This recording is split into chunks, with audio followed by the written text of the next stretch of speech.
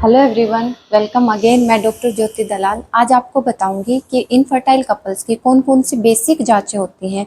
जैसे ही आपके पास कोई इनफर्टाइल कपल आता है तो शुरुआत में कौन कौन सी जांचें ज़रूरी होती हैं वो करवानी चाहिए। सबसे पहले तो एक प्रॉपर हिस्ट्री आपको लेनी है पेशेंट की कि वो पहले कौन सी दवाई खा रही है, क्योंकि इनफर्टाइल कपल्स बहुत जगह जगह की दवाइयाँ खा के आ चुके होते हैं। वो 5-6 महीने एक डॉक्टर के पास खाते हैं, वहाँ जांचें होती हैं, फिर डॉक्टर चेंज करते हैं, फिर वहाँ पे जांचें होती हैं। तो प्रॉपर एक हिस्ट्री में पता चल जाता है आपका कि इसको इस टेस्ट की नीड है या नहीं है, ये टेस्ट इसका हो चुका है। दूसरा, हिस्ट्री से आपको ये पता चलेगा कि वो कौन सी दवाइयाँ खा रही है। जैसे बार बार ओवुलेशन इंडक्शन की दवाइयाँ खा रही हो तो आपको उसकी कोई और भी जांच करानी पड़ेगी। तो इन सब चीज़ों से आपको एक आइडिया मिल जाएगा कि बेसिक जो जांच है वो आपको कौन सी उसमें ऐड करनी है या कौन सी जांच जो है वो आपको कम करनी है। तीसरा, हिस्ट्री लेने से पता चलेगा उसको कोई बीमारी तो नहीं है, शुगर तो नहीं है, शुगर की दवाई तो नहीं खाती, या फिर खाता। मेल की भी आपको लेनी है हिस्ट्री, या फिर जो मेल पार्टनर वो काम कहाँ करता है, ज़्यादा गर्मी में धूप में काम कर रहा हो, या कोई ऐसी दवाई खा रहा हो जिससे उसके जो स्पर्म्स हैं वो उन पर इफ़ेक्ट आ रहा हो। ठीक है। या फिर जो फीमेल पेशेंट है उसके बारे में पता चल जाता है कि कोई बीमारी तो नहीं है, उसको पहले कोई टीबी तो नहीं हुई है, या कोई लंबा इन्फेक्शन तो नहीं चला है जो उसकी फर्टिलिटी को पर इफ़ेक्ट डाल रहा है, या फिर पहले कोई सर्जरी हुई हो। जैसे सेकेंडरी इनफर्टिलिटी की पेशेंट्स आती हैं तो उनमें पहले कोई सफाई हुई हो कि जिसकी वजह से यूट्राइन हाइपोप्लेजिया जो गर्भाशय की परत है वो ना बन रही हो उसकी वजह से, या फिर पहले ट्यूब में बच्चा लग गया हो जिसकी वजह से ट्यूब एक ख़राब हो, या दूसरी में भी कोई डिफेक्ट आ गया हो।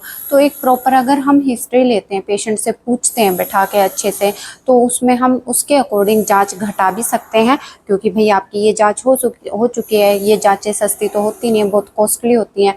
और उसी के अकॉर्डिंग हम कोई जांच, अगर उसकी जैसे पीसीओडी की हिस्ट्री रही हो पहले, तो हम उसकी आगे हार्मोन प्रोफाइल में ऐड कर देंगे कि ये हार्मोन और ज़रूरी है, तो उसके अकॉर्डिंग हम उस जांच को बढ़ा सकते हैं।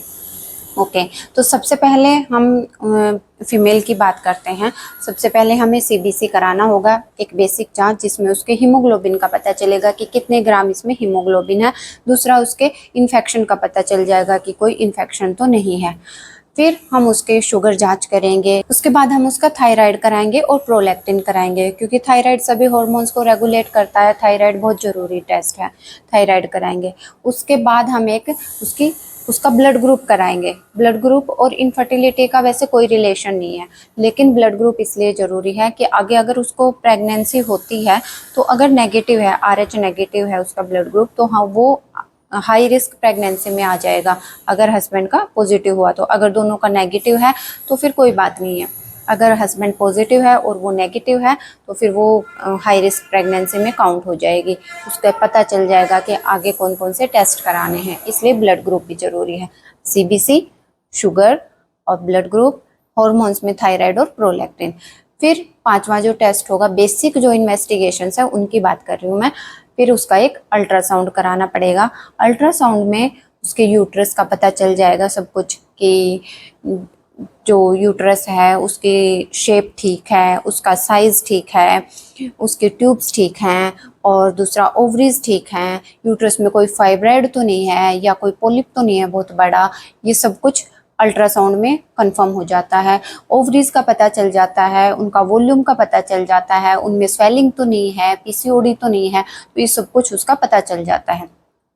ठीक है। तो इन सब से की जांचों में अगर कहीं पे भी कोई गड़बड़ आती है, जैसे मान लिया थायराइड में कोई दिक्कत आ गई है, वो बढ़ा हुआ आ गया है, तो फिर हम बाकी और भी टेस्ट कराते हैं जिनको वो रेगुलेट करता है। या फिर ओवरीज हैं उनमें स्वेलिंग आ गई, या फिर उसमें बहुत सारे फॉलिकल्स आ गए हैं, पीसीओडी आ गया है, फिर हम उसकी फॉलिकुलर मॉनिटरिंग भी कराएंगे कि ओवुलेशन उसका हो रहा है। क्योंकि जो पीसीओडी की पेशेंट्स होती हैं उनमें इनफर्टिलिटी का कारण होता है एनओवुलेटरी साइकिल्स, कि उनका अंडर रप्चर नहीं होता है, तो फिर हम उस पेशेंट की आगे जाके फॉलिकुलर मॉनिटरिंग कराएंगे। तो इस हिसाब से जो जो उसको प्रॉब्लम मिलेगी उसके अकॉर्डिंग वो जांच बढ़ जाएगी, वरना बेसिक जांचें यही होती हैं जो ज़रूरी होती हैं पेशेंट की।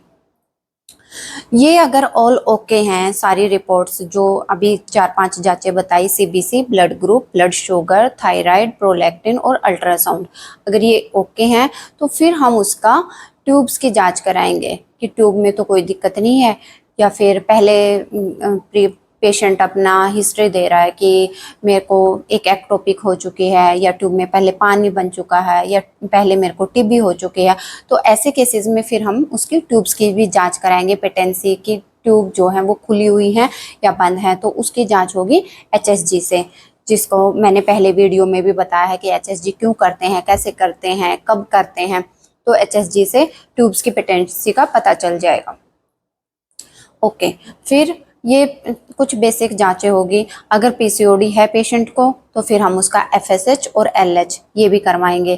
फिर हस्बैंड की जांचों की बात करते हैं, तो हस्बैंड का सिर्फ हमें सीबीसी कराना है, कोई इन्फेक्शन तो नहीं है, ब्लड शुगर कराना है, और जो मेन जो एक टेस्ट होता है वो होता है सीमन एनालिसिस। हस्बैंड की और ज़्यादा जांचें नहीं होती हैं, अगर उनमें दिक्कत आती है तो फिर आगे जाके टेस्टिकुलर बायोप्सी या कुछ और कराने पड़ सकती है। ठीक है, तो ये 3 जांचें हस्बैंड की होगी। सीमन एनालिसिस में कंफर्म हो जाता है स्पर्म काउंट आपके ठीक है, मोटिलिटी ठीक है, मोर्फोलॉजी ठीक है, सब कुछ स्पर्म काउंट में आ जाता है। तो ये कुछ, अगर पेशेंट 35 से अबोव है तो हम उसका एक एएमएच भी करा लेते हैं, या पेशेंट बार बार अंडा बनने की दवाई खा रही है, जैसे क्लोमिफेन स्ट्रेट है या फिर लेट्रोजोल है, अगर उसकी हिस्ट्री से हम देखें उसकी दवाइयों के जो वो खा रही है उनसे हमें पता चल जाता है, तो हम उसका एक एएमएच भी करा लेते हैं, एंटी मुलेरियन हार्मोन, जिससे ओवेरियन रिजर्व का पता चलता है। क्योंकि अगर आप बार बार ओवुलेशन इंडक्शन की दवाई खाते हो, अंडा बनने की दवाई खाते हो, तो उससे आपके अंडे कम होने के चांसेस हो जाते हैं। अगर आपने 5-6 डॉक्टर चेंज कर लिए हैं, हर डॉक्टर आपको वही दवाइयाँ दे रहा है, तो आपके अंडे कम होना शुरू हो जाते हैं, तो उसका पता हमें एएमएच से चलता है। ठीक है, बस ये कुछ जांचें हैं जो आपको हर इनफर्टाइल कपल को करानी पड़ती हैं। अगर वीडियो अच्छी लगे तो लाइक और सब्सक्राइब जरूर कीजिएगा। Thank you.